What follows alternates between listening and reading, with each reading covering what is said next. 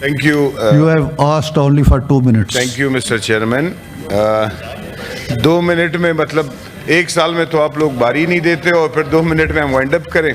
चले कोशिश करते हैं. आपकी तहरीर मौजूद है मेरे पास. सर बलूचिस्तान के इस इशू पे मजम्मत करने से पहले तो मैं इस हाउस के इस हालात में मजम्मत करता हूँ कि या तो आगे वाले सीट्स पे ही बात होती है और या जब इस तरह के सीरियस इश्यूज आते हैं तो उसमें हमारे जो जिम्मेवार लोग हैं वो तो मौजूद नहीं होते. जनाब चेयरमैन साहब ज़रा तवज्जो करें.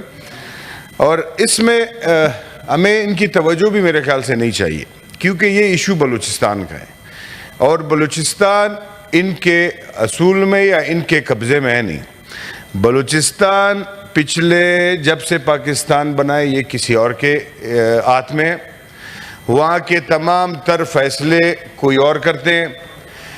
बलूचिस्तान में ऐसे एक दिन में 200 लोग भी शहीद हुए हैं एक बम ब्लास्ट में हज़ारा बरादरी के. उस पर कभी कुछ नहीं हुआ. ये जो हालात हम बता रहे हैं कि आज ये हुआ है, हम किससे पूछें? हमें तो वही जिम्मेवार लोगों को बुलाना चाहिए जो इस वक्त बलूचिस्तान पे काबिज है और वो चला रहे हैं. हमने पिछले 15-20 सालों से वहाँ पे एफसी को बिठाया हुआ है तो हम कम से कम IGFC को बुलाएं कि आप हमें बताएं आप किस चीज़ के लिए वहाँ बैठे हो. हमें तो वहाँ के इदारों को बुलाना चाहिए कि आप कोर कमांडर साहब ज़रा यहाँ पे आ जाए हमारे पास सेनेट में, हमें तफसील बताएं ये बलूचिस्तान आपके हाथों से क्यों निकल रहा है. हमने बार बार इस चीज़ की निशानदेही की कि वहाँ पे हमारे सरकारी लोग सिर्फ पैसे वसूल कर रहे हैं. हर एक पोस्ट का एक पैसा वसूल हो रहा है. किसी को सिक्योरिटी की तरफ देखने का टाइम ही नहीं है सर. और ये आज दोबारा ये बात दोहराई गई है. एक वक्त पे मुशर्रफ ने कहा था कि मैं वहाँ से एड करूँगा मुफ्ती को. तो आज जो रो रहे हो ना ये उस पॉइंट था. आज ये कह रहे हैं कि हम एक SHO की मार है. भाई SHO को छोड़ दे, अपने बख्तरबंद गाड़ियाँ तो कच्चे के डाकुओं से लाए. पहले हमारा अपना सर तो ऊंचा करें. वहाँ से 12 से 12 13 पुलिस वो कत्ल कर रहे हैं. आप लोग क्या कर रहे हो? चलो बलूचिस्तान को तो छोड़ दो, वो तो इनके हाथ में ही नहीं है सर. उस पर मैं ये बात कभी भी नहीं करना चाहूँगा. अगर आप आज भी तौहीन कर रहे हैं उन लाशों की जो 26 अगस्त को शहीद हुए, ये 2-4 दिन से जो ये चल रहा है इजलास, ये उसकी तौहीन है. इसलिए तौहीन है कि आप उन लोगों को बोल रहे हो जिसके हाथ में कुछ नहीं है. आपने अगर बलूचिस्तान को बुली साहब ने कहा ना कि एतबार, नवाब नौरोज खान को पहाड़ से कुरान शरीफ पे उतारा, उसके बाद उसको और उसके बेटे को फांसी दी गई. तो आप पे एतबार करें? कुरान के ऊपर क्या चीज रहती है कि हम आप पे एतबार करें? या वो लोग जो ये कह रहे हैं कि फर्क हमें मालूम है, फर्क ये है कि जो पाकिस्तान को नहीं मानता बंदूक उठाई है वो दहशतगर्द. हम ये नहीं चाहते सर. हम तो चाहते हैं कि उसको दहशतगर्द बनाया किसने? वो क्यों पहाड़ पे गया? ये बलूचों ने तो पाकिस्तान को तस्लीम किया था, वो तो पाकिस्तान का हिस्सा बन गए. आज वो क्यों पहाड़ पे बैठे हैं पाकिस्तान की मुखालिफत कर रहे हैं? इसका जिम्मेवार आदमी जब तक आप नहीं निकालोगे, जब तक किसकी वजह से ये लोग वहां बैठे और कौन सा वो काम हुआ है, तब तक आपका बलूचिस्तान तो क्या है, पाकिस्तान ठीक नहीं हो सकता. यहाँ पे हमारे वज़रा आते, आज जो वज़रा यहाँ बैठे हैं वो किस तरीके से आए? वो पहले वजीर बने, बाद में सेनेटर बने. अब इनको हमें सुनना पड़ेगा. ये बहुत गलत रिवायात है जनाब चेयरमैन साहब. हमें सुन के फिर जवाब दें. बिल्कुल आजम नज़ीर साहब जो है हमारे मोहतरम है, हमारे सेनेटर है, हमारे भाई हैं, लेकिन जो मिनिस्ट्री जिसके पास है वो हमें कम से कम वो जवाब दे. बलूचिस्तान के अंदर सिर्फ ये इश्यूज नहीं है सर.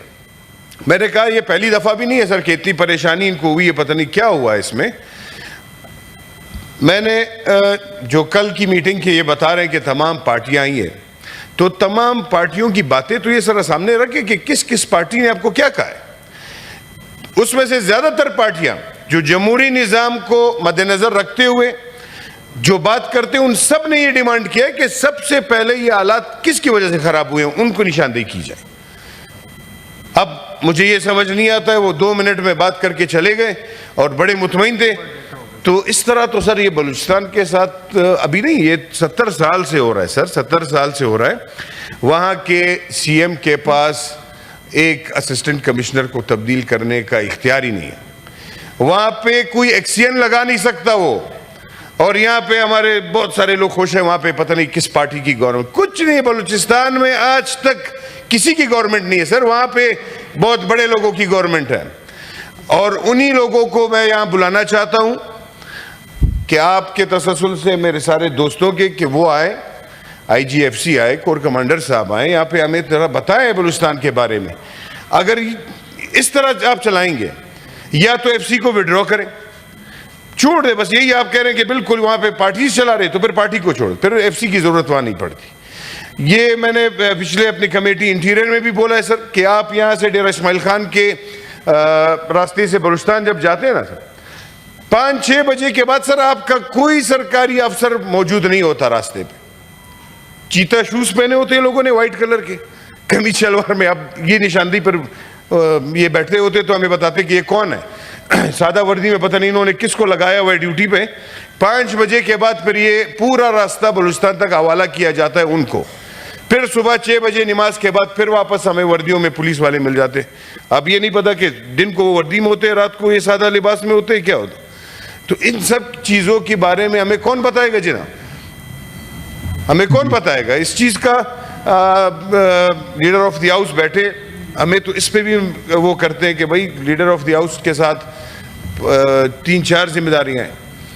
تو ہم تو یہ چاہتے تھے کہ ہمارے پاس ایک لیڈر آف دی ہاؤس ایسا بندہ ہو کہ اس کا آفس کھلا ہو, وہ موجود ہو. ہمارے 10,000 مسئلے ہوتے ہیں, ہم جا کے ان کے آفس میں بیٹھے بات کریں ان سے.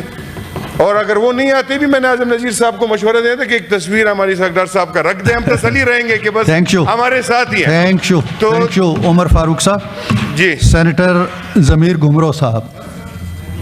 سر چیئرمین, میں پہلے تو یہ جو ڈسکشن چلا ہے بلوچستان پر, یہ کافی ان ڈیپتھ نہیں ہے, میں یہ کہوں گا, کیونکہ بلوچستان کا مسئلہ